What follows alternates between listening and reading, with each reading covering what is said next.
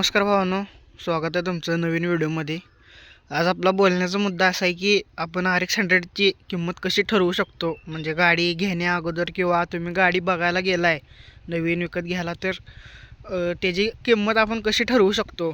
नुसतंच कागदपत्र आहेत गाडीला म्हणून 1,00,000 रुपये 1.5 लाख रुपये असं असं पण आपण ठरवू शकत नाही ना. तशी फॅसिलिटी पण पाहिजे ना गाडीत, की क्रोम झालेला आहे व्यवस्थित, कलर व्यवस्थित आहे किंवा टायर नीट आहेत, गाडीची कंडिशन चांगली आहे किंवा सायलेन्सर चेपलेला नाही आहे किंवा कार्बोरेटर जपानचा आहे, बोर चांगला आहे, स्लीवड आहे अनस्लीवड आहे, हेडलाईट चांगले आहे, मीटर चांगला आहे, मेन गोष्ट साडी गार्ड आहे का गाडीला, हे आपण सगळं कॅल्क्युलेट करू शकतो. असं आपण कॅल्क्युलेट करायला गेलं तर सायलेन्सर 4-5 हजार रुपयाचा मिळते, म्हणजे हलक्या कंपनीचा. जर चांगल्या कंपनीचा म्हटला तर 6,000पर्यंत जाते. ओरिजिनल 6 होल वगैरे.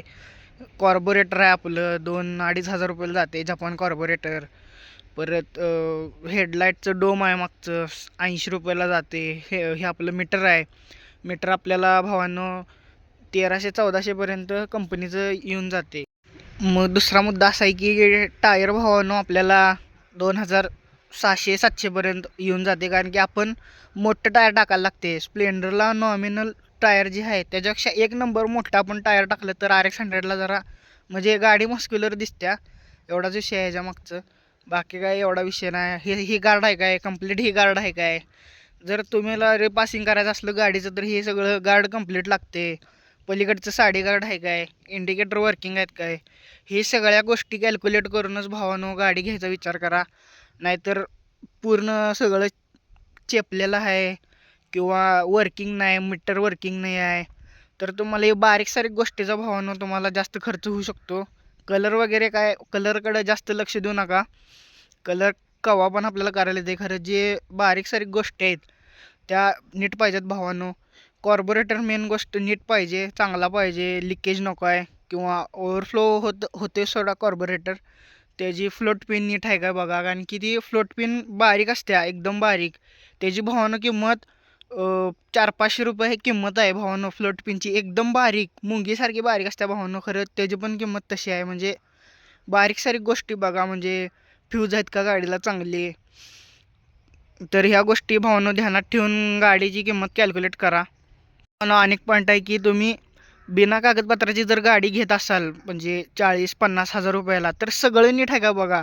काहीसुद्धा म्हणजे खराब झाले काय झाले हे तुम्ही हे करू नका, म्हणजे त्याच्याकडे दुर्लक्ष करू नका. तशीच गाडी म्हणजे हट्टापायात गाडी घेऊ नका. मी लय पोरांचं बघितले की काही सगळी गाडी बाद झालेली असते, कागदपत्र नसतात तरी 50-60 हजार रुपये देऊन गाडी घ्यायचं. काय त्या गाडीला नसतं, तसं करू नका भावानं. कागदपत्र असलं तर कॉम्प्रोमाइज करा. जर गाडीला कागदपत्र नसलं तर अजिबात भावानं कॉम्प्रोमाइज करू नका. गाड्या हुडका, गाड्या भरपूर आहेत, गाड्या देणारे पण भरपूर आहेत. त्यामुळं कॉम्प्रोमाइज कशात करू नका. थोडं थोडं असते छोटं छोटं. गाडीला आऊट आला, गाडीचा आऊट काढायचं म्हटलं तर आणि 200-300 रुपये खर्च आहे. पुढचं फोरकआउट आला, फोरकआउट काढायचं म्हटलं तर 1,000 रुपये खर्च आहे भावानं. त्यामुळं तुम्ही गाडीवर बसा, गाडीची राईड घ्या, मग बघा. ही छोटी छोट्या गोष्टीनं भावानं लय खर्च वाढत असते. त्यामुळं गाडी घेताना एकदा नीट विचार करून गाडी घ्या. व्हिडिओत भावानं एवढंच होतं. बाकी आणि तुम्हाला कुठल्या RX 100च्या विषयावर व्हिडिओ पाहिजे मला कमेंटमध्ये नक्की सांगा.